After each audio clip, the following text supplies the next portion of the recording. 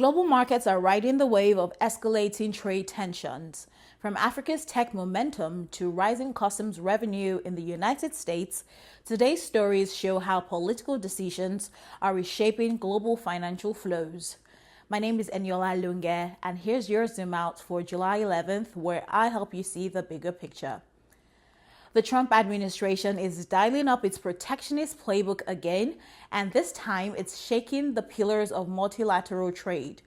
President Trump issued an executive order today blocking the acquisition of US-based audiovisual supplier Jupiter Systems by Hong Kong-based Swiri International, citing national security concerns over the firm's ties to China.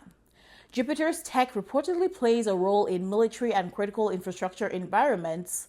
Already this week, the U.S. unveiled a 50% tariff on Brazilian goods like coffee and orange juice and hit Canadian imports with a 35% tariff, reigniting long-simmering trade tensions between the two neighbors, as reported by Reuters. The Canadian dollar weakened noticeably against the U.S. dollar, and the average effective U.S. tariff rate now stands at 18%, the highest since 1934, according to research from the Budget Lab at Yale. With trade-dependent economies scrambling to adapt, the global mood is shifting towards strategic hedging and away from open cooperation. So what's your zoom out takeaway? This is a clear signal that economic nationalism is becoming a durable feature of U.S. strategy. The world's largest economy appears to be turning inward, forcing allies and rivals alike to reassess their exposure and rewrite trade playbooks. The post-war era of multilateralism may be giving way to a new age of transactional politics. Tariffs may be delivering short-term fiscal wins for the United States, but economists warn the long game is far more complicated.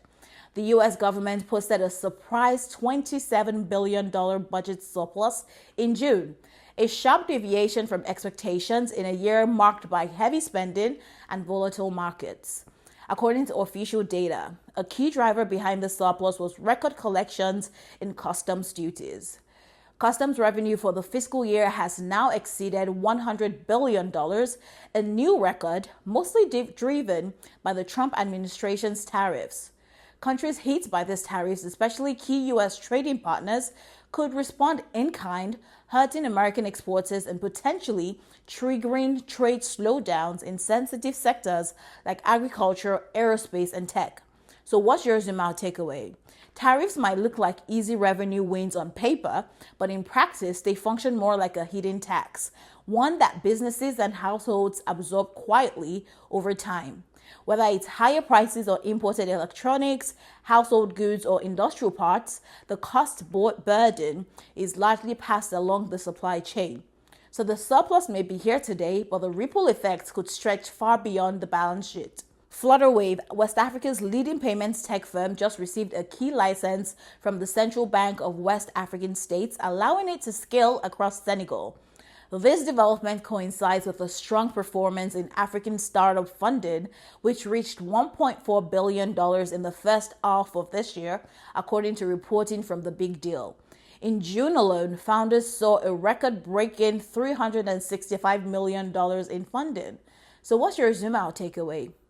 Now, this suggests that while global capital may be tightening elsewhere, Africa is successfully attracting significant tech investment, establishing itself as a key region for fintech and digital infrastructure development. Shell announced today that they have secured environmental authorization to proceed with drilling up to 5 deep water wells in the Orange Basin, situated off South Africa's west coast. This move, reported by Reuters, is driven by the company's ambition to replicate the significant oil and gas finds seen in the adjacent waters of Namibia, with the potential to bolster South Africa's energy security and contribute to its economic development programs. Previous attempts by Shell to drill offshore South Africa have faced legal challenges from environmental groups. A long-running case challenging Shell's previous exploration on the East Coast is expected to be heard in South Africa's highest court later this year. So what's your zoom out takeaway from this? This approval highlights the ongoing significance of traditional energy projects in emerging markets. Despite global shifts towards renewable energy, the pursuit of oil and gas resources remains a priority in regions like South Africa, where economic development and energy independence are crucial drivers. In a media rights move that could reshape sports streaming, Reuters reports that Apple is bidding at least $150 million annually for exclusive Formula One streaming rights. With this move, we see that tech giants are trying to redefine how fans watch sports, not just who owns the rights, but how global entertainment is monetized in the digital era. So the bottom line is this. Tariffs may be boosting US revenue, but they're also rattling currencies, straining alliances, and raising costs for consumers.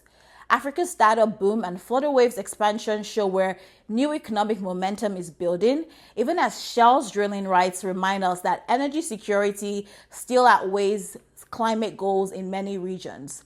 These stories aren't isolated. They are signals of a global economy shifting in real time, where what moves in one region quietly reshape the outlook in another. When the world zooms in on the noise, I zoom out so you can see the bigger picture. Which of today's stories are you watching most closely? Drop your take in the comments and don't forget to subscribe.